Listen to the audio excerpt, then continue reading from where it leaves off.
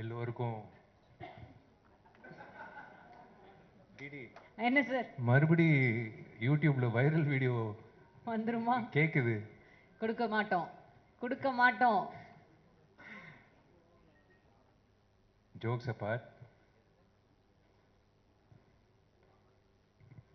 இந்த ஒரு பொதுவா ஒரு எர்த்குவேக் நடந்தா ஒரு நாள் ஒரு நியூஸ் வரும், பேப்பர்ல வந்து ஒரு துண்டு நியூஸோ ஒரு நியூஸ் வரும், அடுத்த நாள் மறந்துடுவாங்க.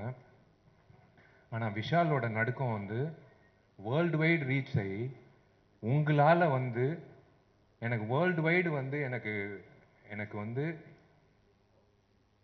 விஷால் நல்லா இருக்கணும், விஷால் மறுபடியும் வந்துடணும், விஷால் ஹெல்த்துக்கு என்ன பிரச்சனை, விஷால் இப்படி பார்த்ததே கிடையாது, விஷால் மறுபடி ஹீ ஷுட் கம் பேக் அப்படின்னு world wide, I am not joking, world wide surgeons, judges, IAS officers, IPS officers, income tax officers, கேனடாலேருந்து சம்பந்தமே இல்லாமல் யூஎஸ்லேருந்து சம்பந்தமே இல்லாமல் சினிமா பார்க்காத ஒரு கூட்டம் என்னாச்சு விஷாலுக்கு, விஷாலோட health, he should come back இப்படி பார்த்ததே கிடையாது, நிறைய பேர் கண்ணீர் விட்டுருக்காங்க, they have cried for me.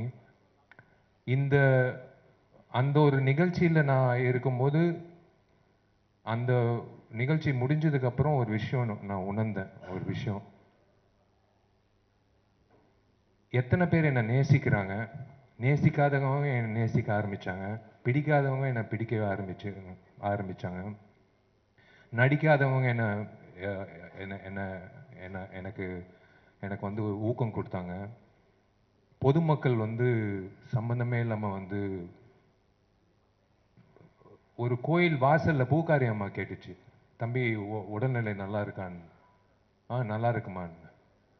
ரோட்டில் பெருக்கிற ஒரு அம்மா, பொதுவாக வந்து என் கையில் காசு இருந்தால் நான் கொடுத்துருவேன், ரோட்டில் போகிற ஒரு அம்மா, அதாவது அந்த ப்ளூ ட்ரெஸ் போட்டு பெருக்கிற அம்மா வந்து, தம்பி என்னப்பா ஆச்சு உனக்கு, இந்த மாதிரி கண் கலங்கிட்டேன். இது வந்து உண்மையிலே நான் வீடு வீடாக போய் கேட்டிருந்தா என்ன பிடிக்குதான்னு கேட்டிருந்தா கூட ஒரு இட்ஸ் நாட் பாசிபிள். 40 வருஷம் ஆனால் கூட இட்ஸ் நாட் பாசிபிள்.